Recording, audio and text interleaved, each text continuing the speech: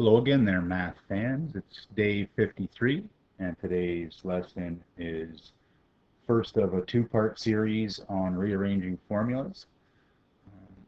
The whole idea of rearranging formulas is to use our equation solving skills, and so there's a little bit of a 3-minute review about old skills, and we've been using these skills this year already, but it's kind of nice to think about them, just on their own. And after we do this 3-minute review, there's a few from the textbook to try, and you might want to try those before you go on with the rest of the lesson, but that's not necessary. Okay, so solve and check. The whole idea, we want to get the variable alone, right? When we finish, we'll have x equals something, and that's the answer. So the idea is we're going to use an algebraic process and get x alone. Well, how we think of this is we do the opposite operation, right? The opposite operation of subtracting 6 is adding 6. And however you do this, you actually don't have to write down the plus 6. Some people write the plus 6 here, and some people would write it, they'd write it like this technique. Minus 11 plus 6 like that. Some people, I used to do it like this, where I just go, this is a thought cloud. This is what I'm doing to each side. And then I get my answer and add 6 to both sides. And that right there, without the little thought cloud, by the way, this here is the minimum amount of work right there. It is just that. You can't just write minus 5. This is how I like doing it now, because I get to show my work, what operations being done to both sides, adding 6, and then I get to show what's left after I add 6 to both sides. So here, subtracting 6 and adding 6 are opposite operation. I'm kind of thinking down this way. So x is negative 11 plus 6 is minus 5, and I'm thinking of it that way. So here, when I want to get x alone, if I want to do this, I go, well, what's the opposite operation of having a positive 4? Well, I want to subtract 4 from both sides. And thinking down, then this is gone, and I'm left with minus 5x equals 8. What's the operation that will get rid of the minus 5? Well, the operation between the minus 5 and the x is multiply. I do the opposite operation, which is divide, right? That operation in there is multiply. It's not subtract, it's a minus 5, but the operation between the minus 5 and the x is multiply, so I got to go the opposite operation, which is divide. So I'm going to divide both sides by negative 5, and then I get 8 divided by negative 5 is about, well, it's actually exactly negative 1.6. And I'm thinking opposite operations. This time I've got x's on both sides, so that's a problem. We can't have x's on both sides. That doesn't make any sense. So we got to get all the x's on one side. Well, how do we do that? Well, what's the opposite operation of subtracting 7x? Well, the opposite is adding 7x. And if I think of adding 7x to both sides, well, and that will get, see, on this side, then I get rid of the minus 7x. I'm left with 18. And on this side, notice that I put the plus 7x together with the negative 3x. That's because those are like terms, right? I'm not going to put it with the 6 because 7x and 6 don't go together. The negative 3x and the 7x go together, and so I'll add those. Watch your integers. Negative 3x, positive 7x is 4x. I'm writing down the positive 6 for now. Still thinking about getting x alone, so I need to get rid of the minus 6. Get rid of the positive 6 by subtracting 6. And again, I'm always thinking about working down the page. That's going to be gone. I'm left with 4x, and on this side 12. And then finally, the last step is to divide by 4 on both sides, and I get x equals 3. Nice thing about linear equations, remember, is we could always substitute back in the original and see if it works. So here, when I put in x equals 3, in here, I get negative 3 times 3 is negative 9. And then negative 9 plus 6 is negative 3, and I sort of think of that in my head, or scratch it on a piece of paper because I'm doing a check. And then I got 18 minus 7 times 3. Well, 7 times 3 is 21. 18 minus 21 is that minus 3. Indeed it is. I've got to check, and I know I've got this perfect as long as I've shown all my work. This is the skill we're going to use for rearranging formulas, except for doing it numbers, we're going to be doing it to letters. Solve real-life problems by rearranging formulas using equation solving skills. Well, that's what our end goal is. But for now, we're just going to be goofing around with some formulas here. It says solve for t. So we want to get t alone. Our answer here is going to be, eventually I'll have t equals some expression over there. That's our goal. And we're going to use opposite operations to do that. Well, what's the operation that would get t alone? Well, I need to get rid of the r. What's the operation between the r and the t? Well, it's multiply. So I do the opposite operation, which is divide. Opposite operation of multiplying by r is dividing by r. And then what do I got? Well, here the r's will cancel out, and then I'm just left with t, but then I get my formula. It's kind of, and this is weird seeing it like that, but because usually when we rearrange for a variable, it goes on the right. So in the book, they'll probably have whatever you rearrange for on the left. I don't care, and hopefully you don't. It doesn't matter. It's the same sort of thing. So here, solving for t, and this is actually a physics formula. I think this might be a physics formula too. Distance equals rate times time, and this one is velocity equals, well, a bunch of other physics stuff. Doesn't really matter. We just asked to solve for t. Notice I know I'd like to divide by a, right? Because the operation between the a and the t is multiply. So I know I'm going to have to divide by a, but I can't. Not yet, because this u is kind of getting in the way, right? If I divide by a on both sides, this u is going to get in the way. It's going to be a big mess. So the first step is to subtract u from both sides. Let's get rid of the u. Now what's weird about this, on the right side, this disappears, and this looks okay, this at business, but these aren't like terms. So I kind of just got to write them.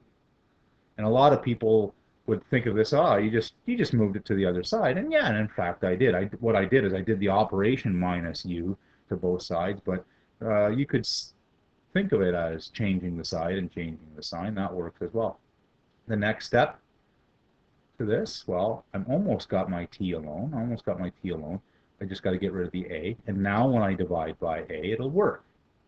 Divide by a, these a's cancel out just like I had planned, and then I get my formula.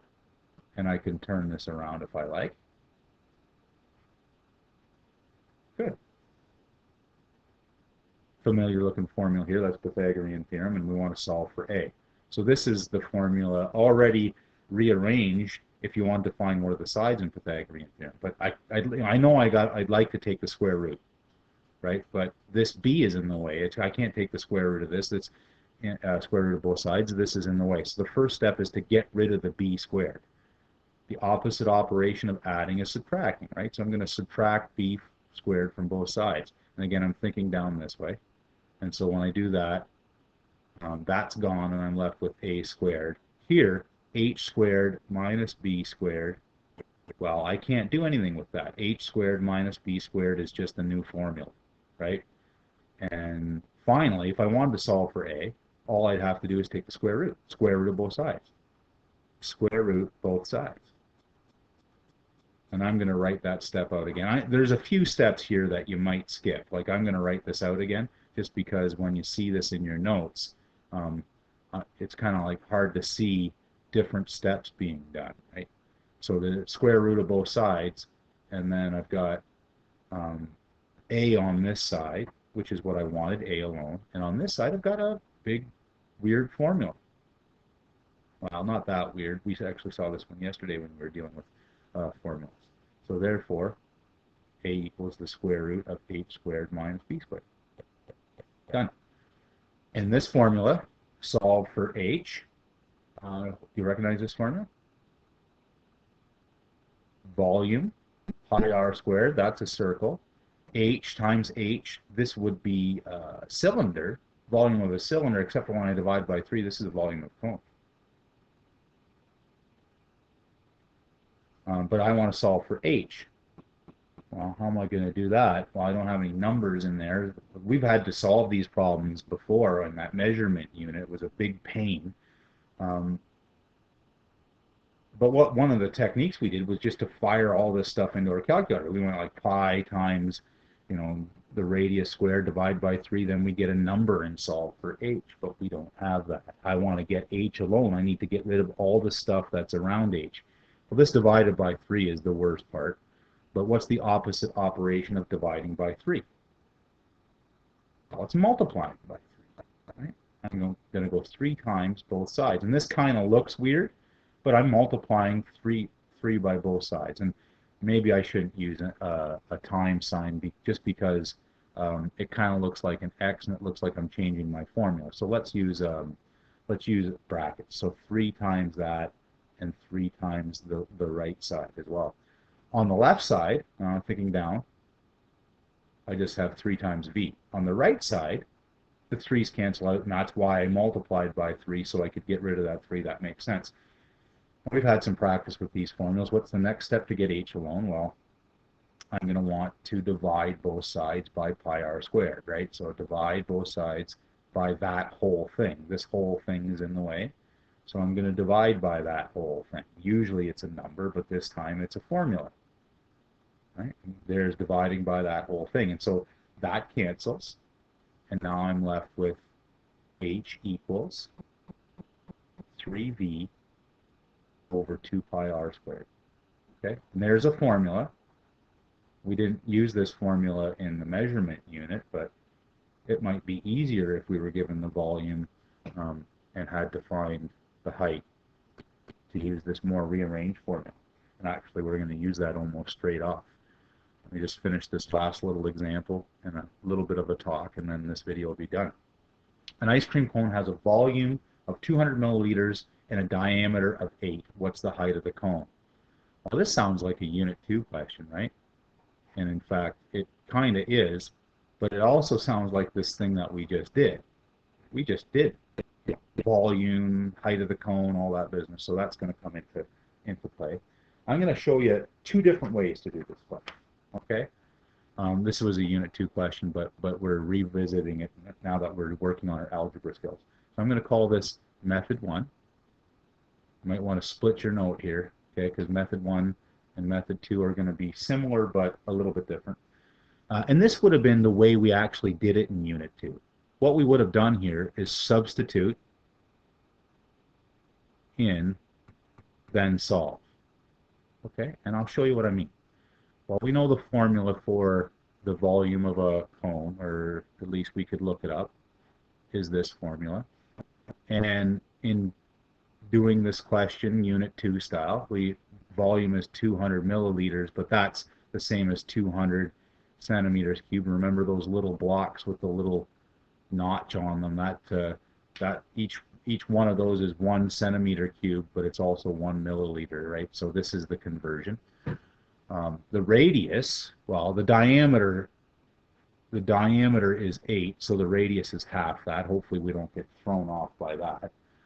And the height is what we want to find, right? And so the Unit 2 way to do this would be to substitute all this stuff in. Radius is 4 squared, divide by 3, and then pound all this stuff into a calculator. So this stuff here is just number stuff, right?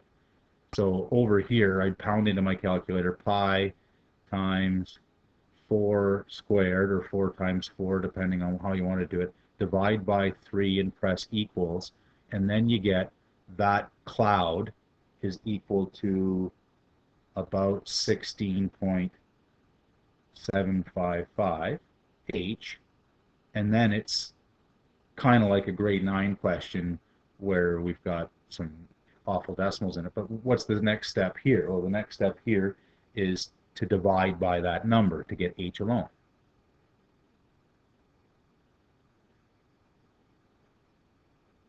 And I get h is about 11.9, as long as I haven't made any errors. Statement.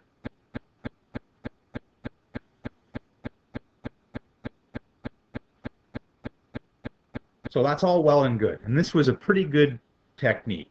It worked for us in chapter or Unit 2. Those questions were pretty tough, but we got through them okay. Here's the second way. And this is maybe new. And hopefully some of you would have thought to do this in the because in the first place, I think some of you would have thought to do this. What we do is we use a rearranged version,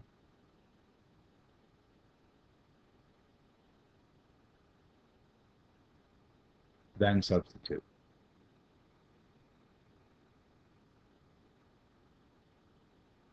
Notice in this question, we wanted to find the height. What's the height? So our formula should have height equals. And then all this stuff should be known on the right side. And in fact, well, look what we've got.